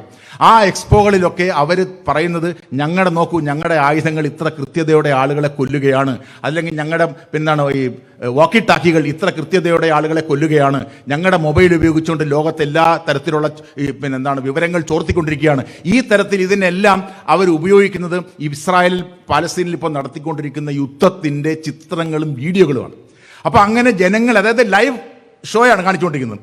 അപ്പോൾ അതായത് ഞങ്ങളുടെ ടെക്നോളജി ഉപയോഗിച്ചുകൊണ്ട് എന്തും ചെയ്യും, എങ്ങനെയും ചെയ്യുമെന്നുള്ള തരത്തിൽ നിലനിൽക്കുന്ന ഈ നെതന്യാഹു വിസത്തെ ഇപ്പോൾ ഏറ്റവും അധികം പ്രൊമോട്ട് ചെയ്യുന്നത് അമേരിക്കയാണ്, എല്ലാവിധ പിന്തുണയും നൽകിക്കൊണ്ട്. അപ്പോൾ അങ്ങനെ ചെയ്യുന്ന ഈ രാജ്യം വാസ്തവത്തിൽ ഇറാനെതിരെയോ ഇറാഖിനെതിരെയോ അല്ലെങ്കിൽ പിന്നെ സിറിയക്കെതിരെയോ എന്തെങ്കിലും വാസ്തവത്തിൽ നടത്താനുള്ള അർഹതയുള്ള രാജ്യമാണ്. നമുക്കറിയാം, ഇറാനും ഇസ്രായേലും തമ്മിലുള്ള പ്രധാനപ്പെട്ട പ്രശ്നം എന്താ? ഇറാനും ഇസ്രായേലും തമ്മിലുള്ള പ്രധാനപ്പെട്ട പ്രശ്നം ഇറാൻ ആണവായുധങ്ങൾ വികസിപ്പിക്കുന്നു എന്നുള്ളതാണ്. ഇറാൻ ആണവായുധങ്ങൾ വികസിപ്പിക്കുന്നതിന് എന്താ ഇസ്രായേലിന് പ്രശ്നം? അപ്പോൾ അവർ പറയുന്നത്, ഒരു രാജ്യം അന്തർദേശീയമായ അംഗീകാരമില്ലാതെ, അവരുടെ അനുവാദമില്ലാതെ ആണവായുധങ്ങൾ വികസിപ്പിക്കാൻ പാടില്ല. അതുകൊണ്ട് ഞങ്ങൾ ഇറാൻ ആണവായുധം നിർമ്മിക്കാൻ തുടങ്ങിയാൽ ഞങ്ങൾ ആണവായുധങ്ങൾ നശിപ്പിക്കും. ഇത് പറയുന്നതാരാ? ഇസ്രായേലാ. ഇസ്രായേലിൻ്റെ കയ്യിൽ ആണവായുധം ഉണ്ടോ? ഇസ്രായേൽ ആണവരാഷ്ട്രമാണോ? ഇസ്രായേൽ ഔദ്യോഗികമായി ആണവരാഷ്ട്രമല്ല. പക്ഷേ ഈ ഇന്ത്യയും പിന്നെ ഈ അമേരിക്ക, പിന്നെ ബ്രിട്ടൻ, അങ്ങനെയുള്ള രാജ്യങ്ങൾ കഴിഞ്ഞാൽ ഇന്ത്യയും പാകിസ്ഥാനേക്കാൾ കൂടുതൽ ആണവായുധങ്ങൾ ഉള്ള രാജ്യമാണ്, കൈവശം വെച്ചിരിക്കുന്ന രാജ്യമാണ് ഇസ്രായേൽ. അങ്ങനെ ഇസ്രായേൽ ഈ പറഞ്ഞ തരത്തിൽ ആണവായുധം ഉണ്ടാക്കി സൂക്ഷിച്ച് വെച്ചിട്ട് അതിനെതിരെ ഒരു പ്രശ്നവുമില്ല. എന്നാൽ ആണവ ഊർജം വികസിപ്പിക്കാൻ ഇറാൻ നടത്തിയ ശ്രമങ്ങളെ കണ്ടുപിടിക്കുകയും 2002 അത് വലിയ പ്രശ്നമാക്കി മാറ്റുകയും ഇറാനെതിരെ എല്ലാ തരത്തിലുള്ള ഉപരോധങ്ങൾ ഏർപ്പെടുത്തുകയും ചെയ്തു. ഒന്നാലോചിച്ച് നോക്കൂ. ഇസ്രായേലിന് ആണവായുധം ഉണ്ടാക്കാൻ കഴിയുമെങ്കിൽ എന്തുകൊണ്ട് ഇറാൻ ആണവായുധം ഉണ്ടാക്കിക്കൂടാ? അല്ലെങ്കിൽ ഇസ്രായേലിന്റെ ആണവായുധം ഉണ്ടാക്കിയ ഇസ്രായേലിന്റെ നടപടിയെ ഉപരോധങ്ങളിലൂടെ എതിർക്കണ്ടേ? എന്താ കാര്യം? ഇസ്രായേലിന്റെ ആണവായുധ പദ്ധതിയെ എതിർക്കാൻ അമേരിക്ക തയ്യാറാവാത്തതിന്റെ കാര്യം ഇത് നമ്മുടെ സബ് പാർട്ട്ണറാ. അമേരിക്കൻ മേധാവിത്വത്തിന്റെ, അമേരിക്കൻ സാമ്രാജ്യത്വത്തിന്റെ പങ്കാളിയാണ് ഇസ്രായേൽ. അതുകൊണ്ടാണ് ഇസ്രായേൽ നടത്തുന്ന പ്രവർത്തനങ്ങളെ, ഇത്തരത്തിലുള്ള പ്രവർത്തനങ്ങളോട് കണ്ണടയ്ക്കുകയും ആ ഇരട്ടത്താപ്പ് ആലോചിച്ച് നോക്കൂ. അപ്പൊ അതാണ് സാമ്രാജ്യത്വ രാഷ്ട്രീയം. നമുക്ക് നമ്മുടെ അടുത്തുള്ളവർ ചെയ്യുന്ന, നമ്മുടെ കൂടെ നിൽക്കുന്നവർ ചെയ്യുന്ന കുഴപ്പമല്ല, മറ്റുള്ളവർ ചെയ്യുന്നില്ല, നമ്മൾ നാടൻ ഭാഷ പറഞ്ഞ ഇഷ്ടമല്ലാത്ത അച്ചി തൊട്ടതെല്ലാം കുറ്റം എന്ന് പറയുന്ന തരത്തിൽ അന്തർദേശീയ തലത്തിൽ അത്തരമൊരു നിലപാട് സ്വീകരിക്കുന്നതാണ് അവർ ചെയ്യുന്നത്. അപ്പൊ അതുകൊണ്ട് എന്ത് സംഭവിക്കുന്നു? അതുകൊണ്ട് സംഭവിക്കുന്നത് എന്താണെന്ന് വെച്ചാൽ അമേരിക്ക ഇത്രയും നാള്, അതായത് ഇറാൻ ഇപ്പം നമുക്കറിയാം, ഒരു വർഷത്തിലേറെയായി ഇസ്രായേൽ പാലസ്തീൻ സംഘർഷം നടക്കുകയാണ്. ഇത് വംശഹത്യ അല്ല എന്ന് ആരെങ്കിലും ലോകത്ത് പറയുന്നുണ്ടോ? ഐക്യരാഷ്ട്ര സംഘടന പറഞ്ഞു, ഇന്റർനാഷണൽ കോർട്ട് ഓഫ് ജസ്റ്റിസ് പറഞ്ഞു, ഇന്റർനാഷണൽ ക്രിമിനൽ കോടതി പറഞ്ഞു, ആംനസ്റ്റി ഇന്റർനാഷണൽ പറഞ്ഞു, ഹ്യൂമൻ റൈറ്റ്സ് വാച്ച് പറഞ്ഞു. അങ്ങനെയുള്ള ഈ ഐക്യരാഷ്ട്ര സംഘടനയുടെയും ഇത്തരം മനുഷ്യാവകാശ പ്രശ്നങ്ങളെ നിയമപരമായും അല്ലാതെയും നോക്കിക്കാണുന്ന മുഴുവൻ സംഘടനകളും ഒരേ സ്വരത്തിൽ പറഞ്ഞിരിക്കുകയാണ്, അവിടെ നടക്കുന്നത് വംശഹത്യയാണ്. 45,000 പേര് നമുക്ക് അറിവിൽ ഒഫീഷ്യലായിട്ട് മരിച്ചു. 45,000 പേരാണോ മരിച്ചിട്ടുണ്ടാവുക? അല്ല. അപ്പൊ 45,000 പേര് ഒരു എന്താണ് പറയുന്ന ഒരു തുറന്ന ജയിൽ എന്ന് പറയുന്ന ഗാസ 356 ചതുരശ്ര കിലോമീറ്റർ മാത്രമുള്ള സ്ഥലത്ത് 23 ലക്ഷം ആളുകൾ തിങ്ങിപ്പാർക്കുന്ന സ്ഥലത്ത് യാതൊരുവിധ മനുഷ്യത്വവുമില്ലാതെ ആക്രമിച്ച് 45,000 പേരെ ഇതിനകം കൊന്നു കഴിഞ്ഞു. ലക്ഷക്കണക്കിന് ആളുകൾ ഇതായി. അവിടെ എന്താ സംഭവിച്ചുകൊണ്ടിരിക്കുന്നത്? അവിടെ ഇനി ഒരു ഭൂപടത്തിൽ നിന്നും ഈ ഗാസ എന്ന് പറയുന്ന പ്രദേശത്തെ ഇല്ലാതാക്കുക എന്ന ലക്ഷ്യവുമായിട്ടാണ് മുമ്പോട്ട്. ആരെങ്കിലും അതിനോട് പ്രതിഷേധിക്കുന്നുണ്ടോ? ലോകത്തിലെ ഏറ്റവും വലിയ ജനാധിപത്യം, ഏറ്റവും പഴക്കമുള്ള ജനാധിപത്യം എന്ന് മേനി പറയുന്ന അമേരിക്ക, ഏറ്റവും മനുഷ്യാവകാശ സംരക്ഷകർ എന്ന് പറയുന്ന അമേരിക്ക, ഏറ്റവും വലിയ ജനാധിപത്യം എന്ന് പറയുന്ന ഇന്ത്യ, ജനാധിപത്യങ്ങളുടെ മുഴുവൻ മൊത്തക്കച്ചവടം ഏറ്റെടുത്തിരിക്കുന്ന യൂറോപ്യൻ രാജ്യങ്ങൾ, ഇവരാരെങ്കിലും ഈ പറയുന്ന തരത്തിൽ നിരപരാധികളായ 45,000 പേരെ മതത്തിന്റെ വംശത്തിന്റെയും അടിസ്ഥാനത്തിൽ കൊന്നൊടുക്കിയിട്ട് അതിനെ അവസാനിപ്പിക്കണം എന്ന് പറഞ്ഞുകൊണ്ട് എന്തെങ്കിലും നടപടി എടുക്കുന്നുണ്ടോ? അപ്പൊ ഇത് നമ്മൾ മനസ്സിലാക്കേണ്ടത്, ഈ സാമ്രാജ്യത്വം, അതായത് ആരാണോ ലോകത്തിന്റെ മേധാവിത്വം വഹിക്കുന്നത് അവരുടെ നിയമങ്ങൾ, അവർ പറയും. ഇപ്പോൾ നാഴികയ്ക്ക് 40 വട്ടം അമേരിക്ക ഉരുവിടുന്നൊരു വാക്കുണ്ട്, ഈ പത്രങ്ങൾ വായിക്കുന്നവർക്കറിയാം, റൂൾസ് ബേസ്ഡ് വേൾഡ് ഓർഡർ. നിയമത്തിന്റെ അടിസ്ഥാനത്തിലുള്ള ലോകക്രമം ഉണ്ടാവണം. അങ്ങനെ റൂൾസ് ബേസ്ഡ് വേൾഡ് ഓർഡർ എന്ന് നിരന്തരം പറയുന്നതിന്റെ കാര്യം ഈ ചൈന ഈ റൂൾസ് ബേസ്ഡ് വേൾഡ് ഓർഡറിനെ ലംഘിക്കുന്നു എന്ന് പറയാൻ വേണ്ടിയിട്ടാണ്. അത് പ്രത്യേകിച്ച് സൗത്ത് ചൈന സീ, ദക്ഷിണ ചൈന കടലിൽ അവരുടേതെന്ന് അവരവകാശപ്പെടുന്ന ഇടങ്ങളിൽ തർക്കങ്ങൾ നിലനിൽക്കുന്നുണ്ട്. ആ തർക്കങ്ങൾ നിലനിൽക്കുന്ന സ്ഥലത്ത്, അത് ഫിലിപ്പൈൻ്റെ ആവട്ടെ, അതല്ലെങ്കിൽ ഇന്തോനേഷ്യയുടെ ആവട്ടെ, അല്ലെങ്കിൽ വിയറ്റ്നാമിൻ്റെ ആവട്ടെ, അങ്ങനെയുള്ള രാജ്യങ്ങളുടെ കപ്പലുകൾ വരുമ്പോൾ അവരുമായിട്ട് ഉരസൽ നടക്കുന്നുണ്ട്. അപ്പൊ അതുകൊണ്ട് ഇനി ഈ ചൈന ഈ റൂൾസ് ബേസ്ഡ് ഓർഡറിനെ എല്ലാം ലംഘിക്കുകയാണ് എന്ന് പറഞ്ഞുകൊണ്ട് പുരപ്പുറത്ത് കയറി നിന്ന് ഈ വർത്തമാനം പറയുന്ന അമേരിക്ക ചെയ്യുന്ന എന്താ? റൂൾസ് ബേസ്ഡ് വേൾഡ് ഓർഡർ ആണെങ്കിൽ ആ റൂൾസ് ബേസ്ഡ് വേൾഡ് ഓർഡറിനെ ലംഘിക്കുന്ന ഒന്നാമത്തെ രാജ്യം ഇസ്രായേലാണ്. ആ ഇസ്രായേലിനെ പണിഷ് ചെയ്യണ്ടേ? ഇസ്രായേലിനെതിരായിട്ട് ഐക്യരാഷ്ട്ര സംഘടനയിൽ വന്ന എല്ലാ തരത്തിലുള്ള പ്രമേയങ്ങളെയും എതിർത്ത ഒരേ ഒരു രാജ്യം അമേരിക്കയാണ്. അപ്പൊ ഞാൻ പറഞ്ഞു വരുന്നത്, ഈ പറയുന്ന, അതായത് നമ്മൾ കാണുന്ന ലോകത്ത് ഈ റൂൾസ് ബേസ്ഡ് വേൾഡ് ഓർഡർ അല്ലെങ്കിൽ ജനാധിപത്യം, മനുഷ്യാവകാശം എന്നൊക്കെ അമേരിക്ക പറയുമ്പോൾ നമ്മൾ ഏറ്റവും നമ്മുടെ മനസ്സിന്റെ ഉള്ളിലെങ്കിലും നമ്മൾ നന്നായിട്ടൊന്ന് ചിരിക്കണം. അത്രമാത്രം കാപട്യം നിറഞ്ഞ രാഷ്ട്രീയമാണ് അമേരിക്ക മുമ്പോട്ട് വയ്ക്കുന്നത്. അത് സാമ്രാജ്യത്വത്തിന്റെ രാഷ്ട്രീയമാണ്. ആ രാഷ്ട്രീയത്തെ തിരിച്ചറിയുക എന്നുള്ളത് കൂടിയിട്ട് ഇത്തരം സെമിനാറുകളുടെ ലക്ഷ്യമാണ്. അതുകൊണ്ടാണ് നമ്മൾ പറയുന്നത്, ഈ കേവലമായ ഒരു രാജ്യത്തിന്റെ ഭരണകൂടത്തിന്റെ അട്ടിമറിയല്ല, റെഷിം ചേഞ്ച് എന്ന് പറയുന്നത് ഏറ്റവും ഇഷ്ടപ്പെട്ട, അമേരിക്കയുടെ ഏറ്റവും ഇഷ്ടപ്പെട്ട വാക്കാണ്. അവർക്ക് ഇഷ്ടമില്ലാത്ത ഭരണാധികാരികളെ ഒന്നൊന്നായി ഇല്ലാതാക്കുക, അട്ടിമറിക്കുക എന്ന് പറയുന്ന പദ്ധതി ഇറാനിൽ നമുക്ക് മൊസാദക്ക് എന്ന് പറയുന്ന ഇറാനിലെ എണ്ണ പാടങ്ങളെ മുഴുക്ക ദേശീയവൽക്കരിച്ച ആ ഭരണകൂടത്തെ 1950കളുടെ ആദ്യം അട്ടിമറിച്ചത് CIA, അമേരിക്ക. അപ്പൊ ഞാൻ പറഞ്ഞു വരുന്നത്, ഇത് ആഫ്രിക്കയിലോട്ട് പോയാൽ അങ്ങനെ ഈ അട്ടിമറികളുടെ ചരിത്രം നമുക്ക് നിരവധി കാണാൻ കഴിയും. അപ്പൊ അങ്ങനെ ഈ പുറമേക്ക് ജനാധിപത്യവും മനുഷ്യാവകാശവും സ്വാതന്ത്ര്യവും തുല്യതയും ഒക്കെ പ്രഖ്യാപിക്കുന്ന അമേരിക്ക തന്നെയാണ് ലോകത്ത് അവരുടെ സാമ്രാജ്യത്വപരമായ മേധാവിത്വം നിലനിർത്താൻ വേണ്ടി അവർക്ക് താല്പര്യമില്ലാത്ത രാജ്യങ്ങളെ, അവരുടെ ശിങ്കിടി രാഷ്ട്രങ്ങൾ എന്ന് പറയുന്ന സബ് ഇമ്പീരിയലിസ്റ്റുകളെ ഉപയോഗിച്ചുകൊണ്ട് ഇല്ലാതാക്കിക്കൊണ്ടിരിക്കുന്നു എന്ന രാഷ്ട്രീയം നമ്മൾ മനസ്സിലാക്കണം. ഇപ്പോൾ ഇനി സംഭവിക്കാൻ പോകുന്നത് എന്താ? ഇനി സംഭവിക്കാൻ പോകുന്നത്, ഇപ്പോൾ വരാൻ പോകുന്നത് ട്രംപാണ്. ഈ നമ്മൾ പറയത്തില്ലേ, എന്താണ്, ഇവിടെ മാളത്തിൽ ഇരുന്നതിനേക്കാൾ വലുതാണ് ഇനി വരാൻ പോകുന്നതെന്ന് പറയുന്നത്. ട്രംപ് വന്നു കഴിഞ്ഞാൽ എന്തായിരിക്കും സ്ഥിതി? ട്രംപ് നേരത്തെ തന്നെ പറഞ്ഞു, അദ്ദേഹത്തിൻ്റെ പ്രസിഡന്റ് ആവുന്നതിന് മുമ്പുള്ള ഇലക്ഷൻ ക്യാമ്പയിനിൽ ഈ ഇസ്രായേൽ പാലസ്തീൻ സംഘടന നടക്കുന്നതിൻ്റെ പശ്ചാത്തലത്തിൽ ഇറാനുമായിട്ട് സംഘടന നടന്നപ്പോൾ അദ്ദേഹം പറഞ്ഞു, ഇസ്രായേലിനോട് പറഞ്ഞു, നിങ്ങൾ ഈ ഇറാന്റെ ആണവായുധങ്ങളെ ആക്രമിക്കൂ, ആണവ കേന്ദ്രങ്ങളെ ആക്രമിക്കൂ എന്ന് തെരഞ്ഞെടുപ്പ് ജയിക്കുന്നതിന് മുമ്പ് തെരഞ്ഞെടുപ്പ് പ്രചാരണ വേളയിൽ ട്രംപ് പറഞ്ഞതാണ്, നിങ്ങൾ അവരുടെ ആണവായുധ കേന്ദ്രങ്ങളെ ആക്രമിക്കൂ എന്ന്. അപ്പൊ അങ്ങനെ പോലും പറഞ്ഞ ഒരാൾ ഇനി അധികാരത്തിൽ വരുമ്പോൾ എന്തായിരിക്കും സംഭവിക്കാൻ പോവുക? നമ്മളറിയാം, ഇസ്രായേലുമായി ബന്ധപ്പെട്ട് ഒന്ന് എടുത്ത് നോക്കിയേ, ഇത്രമാത്രം നമുക്കറിയാം അദ്ദേഹം അങ്ങനെ ചെയ്തതിന്റെ ഒരു കാരണം അദ്ദേഹത്തിന്റെ മരുമോൻ യഹൂദനാണ്. ഇത്രമാത്രം ഇസ്രായേൽ ഇതുവരെ അമേരിക്കൻ ഭരണാധികാരികൾ പോലും നടത്താൻ ഭയപ്പെട്ടിരുന്ന അല്ലെങ്കിൽ മടിച്ചു നിന്നിരുന്ന നിരവധി കാര്യങ്ങൾ അദ്ദേഹത്തിന്റെ 4 വർഷത്തെ ഭരണകാലം കൊണ്ട് ചെയ്ത ആളാണ് ട്രംപ്. ഒന്ന്, 2018 എംബസി ജെറൂസലേം ഇതിന്റെ തലസ്ഥാനമാണ് എന്ന് അമേരിക്ക പോലും അംഗീകരിച്ചെങ്കിലും ഒരു ഭരണാധികാരി, ഒരു അമേരിക്കൻ പ്രസിഡന്റും ഈ എംബസിയെ ടെല്ലവീവിൽ നിന്നും ജെറൂസലേമിലേക്ക് മാറ്റാൻ തയ്യാറായിരുന്നില്ല.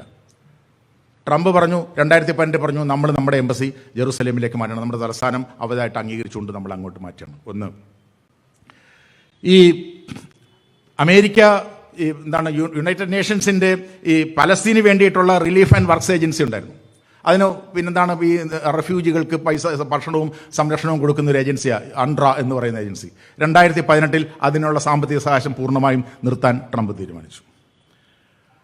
2015 ഒബാമ യൂറോപ്യൻ രാജ്യങ്ങളുമായിട്ട് ഈ പശ്ചിമേഷ്യയിൽ സമാധാനം കൊണ്ടുവരുന്നതിന് വേണ്ടിയിട്ട് ഇറാനുമായി ചേർന്ന് ആണവ കരാറുണ്ടാക്കി.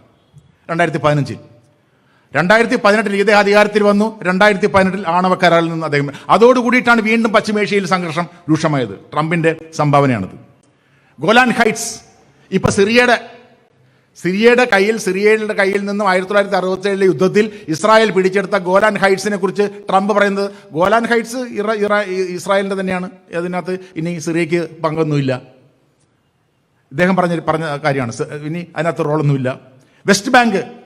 വെസ്റ്റ് ബാങ്കും കൂടി അംഗീകരിക്കപ്പെട്ടുള്ള 2 പ്രദേശങ്ങൾ വെസ്റ്റ് ബാങ്കും പടിഞ്ഞാറക്കരയും ഈ ഗാസയുമാണ്. അദ്ദേഹം പറയാണ്, വെസ്റ്റ് ബാങ്കൊന്നും ഇനി പലസ്തീൻകാർ നോക്കണ്ട, അത് മുഴുക്കെ ഇസ്രായേലിൻ്റെതാണ്. PLOയുടെ പലസ്തീൻ ലിബറേഷൻ ഓർഗനൈസേഷന്റെ ഒരു മിഷൻ അവിടെ പ്രവർത്തിച്ചിരുന്നു. PLAയുടെ അതോറിറ്റി, പലസ്തീൻ അതോറിറ്റിയുടെ ഒരു എംബസി മിഷൻ പ്രവർത്തിച്ചിരുന്നു വാഷിങ്ടണിൽ. 2020 അത് പൂട്ടി. ഇത് ഇത്രയും നടന്നത് ട്രംപിന്റെ കാലത്താണ്. ആ ട്രംപാണ് ഇപ്പോൾ ജനുവരി 20-ാം തീയതി 1-2 ആഴ്ച കഴിയുമ്പോൾ ഈ ലോകത്തിന്റെ മേധാവിയാകാൻ പോകുന്നത്. അദ്ദേഹം പറഞ്ഞു, 2020 അദ്ദേഹം പറഞ്ഞു, ഞാൻ ഈ ഇസ്രായേൽ പാലസ്തീൻ പ്രശ്നം ശാശ്വതമായി പരിഹരിക്കാൻ പോകും. അങ്ങനെ ശാശ്വതമായി പരിഹരിക്കുന്നതിന് വേണ്ടിയിട്ടാണ് എബ്രഹാം അക്കോർഡ് എന്ന് പറയുന്ന ഒരു കരാർ കൊണ്ടുവന്നു. ആ എബ്രഹാം അക്കോർഡ് എന്ന് പറയുന്ന കരാറ് 4 രാജ്യങ്ങളാണ് ഒപ്പിട്ടത്. പശ്ചിമേഷ്യയിൽ നിന്ന് ഈ സുഡാൻ, മൊറോക്കോ പോലെ രാജ്യം കഴിഞ്ഞാൽ പിന്നെ UAE ആണ് ഒരു രാജ്യം, പിന്നെ മറ്റൊന്ന് ബഹ്റിനാണ്. ഈ 4 രാജ്യങ്ങൾ ചേർന്നിട്ടാണ് അദ്ദേഹം അതിനെക്കുറിച്ച് പറഞ്ഞത്. ഈ കരാറിനെ കുറിച്ച് അദ്ദേഹം പറഞ്ഞത് ഡീൽ ഓഫ് ദ സെഞ്ചുറി, നൂറ്റാണ്ടിന്റെ സെഞ്ചുറിയാണ്. എല്ലാം അങ്ങനെയാണ്. ഈ ട്രംപ് എല്ലാം ഏറ്റവും അങ്ങ് സൂപ്പർലേറ്റീവ് ഡിഗ്രിയിലേ പറയത്തുള്ളൂ. ഈ നൂറ്റാണ്ടിന്റെ കരാറാണ് ഞാൻ കൊണ്ടുവന്നിരിക്കുന്നത്. ഇതോടെ ഇസ്രായേൽ പാലസ്തീൻ പ്രശ്നം തീർന്നു. നിങ്ങൾ മനസ്സിലാക്കണം, ഇസ്രായേൽ, നമുക്കറിയാം, പശ്ചിമേഷ്യയിലെ പ്രശ്നങ്ങളുടെ ഏറ്റവും അടിസ്ഥാന കാരണം പാലസ്തീൻ പ്രശ്നമാണ്. ആ പാലസ്തീൻ രാഷ്ട്രം ഉണ്ടാക്കുമെന്നോ, എന്നുണ്ടാക്കുമെന്നോ, എങ്ങനെ ഉണ്ടാക്കുമെന്നോ ഒരു പരാമർശം പോലും എബ്രഹാം കരാറിലില്ല.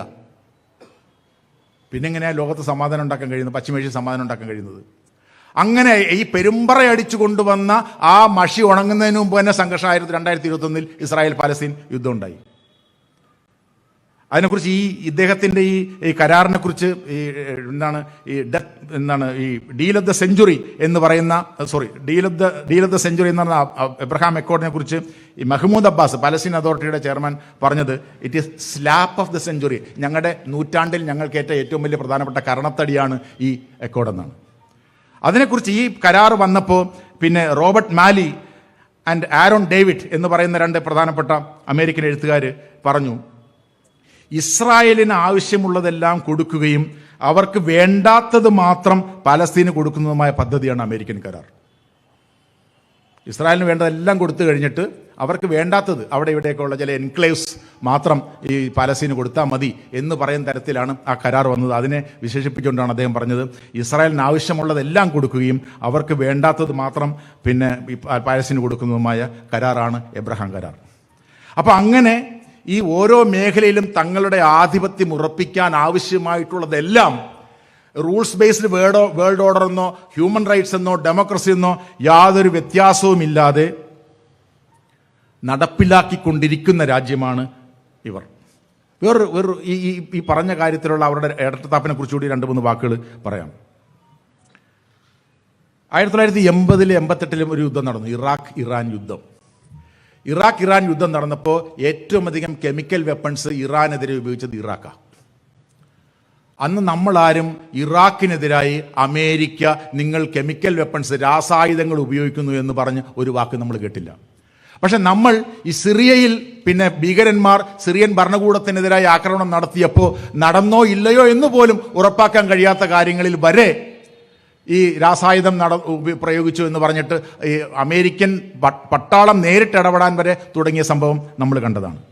ഞാൻ നേരത്തെ പറഞ്ഞു പിന്നെ ഈ ന്യൂക്ലിയർ ആയുധങ്ങൾ ഇസ്രായേൽ ഉണ്ടാക്കി വെച്ചതിനെതിരെ ഒരു പ്രശ്നവുമില്ല. എന്നാൽ പിന്നെ ഇറാൻ ഉണ്ടാക്കുമ്പോൾ അത് വലിയ പ്രശ്നങ്ങളായി മാറുന്നു. ഈ തരത്തിൽ പിന്നെ എല്ലാ തരത്തിലും തങ്ങളുടെ സാമ്രാജ്യത്വ അജണ്ട നടപ്പിലാക്കാൻ വേണ്ടിയിട്ട് നടപ്പിലാക്കുന്ന പദ്ധതികളാണ് നമ്മളിപ്പോൾ കണ്ടുകൊണ്ടിരിക്കുന്നത്. 2 കാര്യങ്ങൾ നമുക്കറിയാം. എന്തുകൊണ്ട് ഇപ്പോൾ പിന്നെ ഡിസംബർ മാസം പെട്ടെന്ന് നമുക്കറിയാം 2019-ലും 2020 മുട്ട് ഇങ്ങോട്ട്, അതായത് ഏതാണ്ട് ഒറ്റപ്പെട്ട് നിർത്തിയിരുന്ന പശ്ചിമേഷ്യൻ രാജ്യങ്ങൾ ഏതാണ്ട് ഒറ്റപ്പെട്ട് നിർത്തിയിരുന്ന ഈ സിറിയ എന്ന് പറയുന്ന രാജ്യത്തെ അതിനുശേഷം 19-ലും 20-ലും ഒക്കെ ഈ പശ്ചിമേഷ്യൻ രാജ്യങ്ങളെല്ലാം സ്വീകരിക്കുകയും അവരുടെ സംഘടനകളിലേക്ക് തിരിച്ചുകൊണ്ടുവരികയും ഒക്കെ ചെയ്ത കാഴ്ച നമ്മൾ കണ്ടതാണ്. എന്തുകൊണ്ടാണ് പെട്ടെന്ന് 2024 ഇതുണ്ടായത് എന്ന് നമ്മൾ നോക്കിയാൽ നമുക്ക് മനസ്സിലാക്കാം. അതിൻ്റെ പിന്നിൽ പോലും ഇത്തരമൊരു അജണ്ട നിലനിൽക്കുന്നുണ്ട് എന്ന് കാണാൻ കഴിയും. അതിൻ്റെ പ്രധാനപ്പെട്ട അജണ്ട യുക്രൈൻ റഷ്യ യുദ്ധമാണ്. യുക്രൈൻ റഷ്യ യുദ്ധത്തിൽ നമ്മൾ കാണാതെ പോകുന്ന ഒരു കാര്യം, അത് ബ്രസൻസ്കി എന്ന് പറയുന്ന ഒരു അമേരിക്കൻ സെക്രട്ടറി ഓഫ് സ്റ്റേറ്റ് ഉണ്ടായിരുന്നു. അദ്ദേഹത്തിൻ്റെ പ്രധാനപ്പെട്ട ഒരു തീസിസ് എന്ന് പറയുന്നത്, നിങ്ങൾ അതായത് സോവിയറ്റ് യൂണിയൻ തകർന്നതിന് ശേഷം നിങ്ങൾ റഷ്യയുടെ അതിർത്തിയിലുള്ള രാജ്യങ്ങളെ മുഴുവൻ നാറ്റോയിലും യൂറോപ്യൻ യൂണിയനിലേക്ക് കൊണ്ടുവരിക. അങ്ങനെ നിങ്ങൾ കൊണ്ടുവരുമ്പോൾ തീർച്ചയായിട്ടും അതിനെതിരായിട്ടുള്ള പരാതിയുമായി പ്രശ്നങ്ങളുമായി റഷ്യ വരും. അത് റഷ്യയെ നിങ്ങൾ യുദ്ധത്തിലേക്ക് കൊണ്ടുവരിക. റഷ്യ യുദ്ധത്തിലേക്ക് കൊണ്ടുവന്നാൽ റഷ്യയെ ദുർബലപ്പെടുത്താൻ നിങ്ങൾക്ക് എളുപ്പം സാധിക്കും. ബ്രസൻസ്കിയുടെ പ്രധാനപ്പെട്ട തീസിസ് ആയത്. പുടിൻ അത് അറിഞ്ഞോ അറിയാതെ എന്താണെന്നറിയില്ല, യുക്രൈനെ കൂടി ഇതിനെ നാറ്റോയിലേക്ക് കൊണ്ടുവരാൻ പോകുന്ന പശ്ചാത്തലം പിന്നെ ആരോപിച്ചുകൊണ്ടാണ് വാസ്തവത്തിൽ റഷ്യ യുദ്ധത്തിലേക്ക് വന്നത്. അതുകൊണ്ടെന്ന് സംഭവിച്ചു, റഷ്യയുടെയും ഇറാന്റെയും ശക്തമായ പിന്തുണയുടെ അടിസ്ഥാനത്തിലാണ് ഈ അമേരിക്കയുടെ ഈ കള്ളക്കളികളെ മുഴുക്ക പശ്ചിമേഷ്യയിൽ പ്രതിരോധിക്കാൻ പിന്നെ സിറിയയ്ക്കായിരുന്നത്. എന്നാൽ 2024 ഡിസംബർ ആ കാലഘട്ടമായപ്പോൾ ഒരു കാരണവശാലും റഷ്യയ്ക്ക് ഈ അവരുടെ ഏറ്റവും അടുത്ത സുഹൃത്തായ സിറിയ എന്ന് പറയുന്ന രാജ്യത്തെ സഹായിക്കാൻ കഴിയാത്ത സ്ഥിതി വന്നു. മറ്റൊന്ന്, പശ്ചിമേഷ്യയിൽ ഇറാൻ ഈ ഇസ്രായേൽ പലസ്തീൻ യുദ്ധത്തിൻ്റെ പശ്ചാത്തലത്തിൽ ഈ ഹെസ്ബുള്ളയ്ക്കെതിരായ ആക്രമണം കടുപ്പിക്കുന്നു, ഹൂതികൾക്കെതിരായ ആക്രമണം കടുപ്പിക്കുന്നു, ഹമാസിനെതിരായിട്ടുള്ള ആക്രമണം കടുപ്പിക്കുന്നു. ഇവരെയൊക്കെ സഹായിച്ചുകൊണ്ട് നിന്നിരുന്ന ഇറാൻ എന്ന് പറയുന്ന രാജ്യം ഇവരെ സഹായിക്കാൻ കഴിയാത്ത തരത്തിൽ ദുർബലമായി നിൽക്കുന്നു. ഈ 2 സാഹചര്യങ്ങൾ കൂടി കണക്കെടുത്താണ് ഇപ്പോഴാണ് യഥാർത്ഥ സമയം നമുക്ക് നമ്മുടെ കണ്ണിലെ കരടായിരിക്കുന്ന ഒരു രാജ്യത്തെ ഇല്ലായ്മ ചെയ്യാനുള്ള സമയമാണ്. നമ്മുടെ പശ്ചിമേഷ്യ എന്ന് പറയുന്നത് നമ്മുടെ തട്ടകമാക്കി മാറ്റാനുള്ള, ഇറാനെ വരിഞ്ഞു മുറുക്കാനുള്ള സുവർണാവസരമാണ് ഇത് എന്ന് കണ്ടതുകൊണ്ടാണ് HTS പോലെയുള്ള ISIS എന്ന് പറയുന്ന ഭീകരവാദ സംഘടനയുടെ ഭാഗമായിരുന്ന പ്രത്യയശാസ്ത്രപരമായി പിന്നെ ഈ ശരീഅത്ത് നിയമങ്ങളുടെ അടിസ്ഥാനത്തിൽ ഇസ്ലാമിക രാഷ്ട്രമാണ് ഇവിടെ സ്ഥാപിക്കപ്പെടേണ്ടതെന്ന് പറയുന്ന HTSഉം കൂട്ടരും എല്ലാം കൂടെ ചേർന്നുകൊണ്ട് നടത്തിയ ആക്രമണങ്ങളെ അമേരിക്കയും തുർക്കിയും സൗദി അറേബ്യയും ഇസ്രായേലും ഒക്കെ സഹായിച്ചതിൻ്റെ ഫലമായിട്ടാണ് ഈ ആക്രമണം അവിടെ ഉണ്ടായതും സിറിയൻ ഭരണകൂടം തകർന്നതും. അപ്പം നമ്മൾ കാണേണ്ട, ഞാൻ കൺക്ലൂഡ് ചെയ്യാം എന്ന് വിചാരിക്കുകയാണ്. അവിടുത്തെ സിറിയയുടെ ബാക്കിയുള്ള ഡീറ്റെയിൽസിലോട്ടൊന്നും ഞാൻ പോകുന്നില്ല. നമ്മൾ കാണേണ്ട ഒരു കാര്യം, എന്തുകൊണ്ട് നമ്മൾ ഇത്തരം സെമിനാറുകൾ നടത്തുന്നു? അതിൻ്റെ ഏറ്റവും പ്രധാനപ്പെട്ട കാരണം, നമ്മൾ പുറമേക്ക് കാണുന്ന രാജ്യങ്ങൾ തമ്മിലുള്ള ബന്ധങ്ങളുടെയോ രാജ്യത്തിനുള്ളിൽ നടക്കുന്ന ബന്ധങ്ങളുടെയോ പ്രശ്നം മാത്രമല്ല ഇത്. ഇതിൻ്റെ ഉള്ളിൽ വളരെ കാൽക്കുലേറ്റഡ് ആയിട്ടുള്ള പ്രത്യയശാസ്ത്രപരമായിട്ടുള്ള മേധാവിത്വം അടിച്ചേൽപ്പിക്കുന്നതിന് വേണ്ടിയിട്ടുള്ള സാമ്രാജ്യത്വ പദ്ധതികളുണ്ട്. ആ പദ്ധതികളുടെ ഭാഗമായി അറിഞ്ഞും അറിയാതെയും രാഷ്ട്രങ്ങൾ ഇതിനകത്ത് വന്നു ചേരുന്നുണ്ട് എന്ന തിരിച്ചറിവിലേക്ക് നമ്മളെപ്പോലുള്ള ആളുകൾ വരേണ്ടതുണ്ട് എന്നുള്ളത് അറിയിക്കുന്നതിന് വേണ്ടിയിട്ടാണ് നമ്മൾ ഇത്തരം സെമിനാറുകൾ നടത്തുന്നത്. നമുക്കറിയാം, സിറിയ അമേരിക്കയുടെയും സയനിസ്റ്റുകളുടെയും അവസാനത്തെ അട്ടിമറി ആവില്ല. ഇറാനെതിരെയും ഈ തന്ത്രം പയറ്റാൻ അവർ നോക്കും. പിന്നെ അഹമ്മദി നജാദ് രണ്ടാമത് പ്രസിഡന്റായി തെരഞ്ഞെടുപ്പോൾ ഗ്രീൻ മൂവ്മെന്റ് എന്നൊക്കെ പറഞ്ഞ മൂവ്മെന്റിനെ സഹായിച്ചുകൊണ്ട് അട്ടിമറി നടത്താൻ ശ്രമിച്ചു, പക്ഷേ വിജയിച്ചില്ല. അപ്പം ഞാൻ പറഞ്ഞു വരുന്നത്, റഷ്യക്കെതിരെയും ചൈനയ്ക്കെതിരെയും അമേരിക്ക നടത്തുന്ന നീക്കങ്ങളുടെ ഭാഗം തന്നെയാണ് സിറിയയുടെ അട്ടിമറിയും. ഇവിടം കൊണ്ട് ഇത് അവസാനിക്കാൻ പോകുന്നില്ല. കാരണം ഒരു രാജ്യത്തിന്, അമേരിക്ക എന്ന് പറയുന്ന രാജ്യത്തിന് അവരുടെ ആധിപത്യം നിലനിർത്താൻ വേണ്ടി ചെയ്യാൻ കഴിയുന്നതെല്ലാം അവർ ചെയ്യും. അതിൻ്റെ ഭാഗമായിട്ട് ഈ സബ് ഇമ്പീരിയലിസ്റ്റുകളെ എല്ലാ മേഖലകളും അവൾ വളർത്തിയെടുക്കും, പിന്തുണയ്ക്കും. അങ്ങനെ പിന്തുണച്ചുകൊണ്ട് തങ്ങൾക്ക് നേടാൻ കഴിയാത്തത് ഈ സബ് ഇമ്പീരിയലിസ്റ്റുകളിലൂടെ എല്ലാ മേഖലയിലും ഉറപ്പ് വരുത്തുന്നതിന് വേണ്ടിയിട്ടുള്ള ശ്രമങ്ങളുടെ ഭാഗം കൂടിയാണ് ഈ സിറിയൻ അട്ടിമറി എന്ന് മാത്രം പറഞ്ഞുകൊണ്ട് ഞാൻ എൻ്റെ പ്രസംഗം അവസാനിപ്പിക്കുന്നു. നന്ദി, നമസ്കാരം.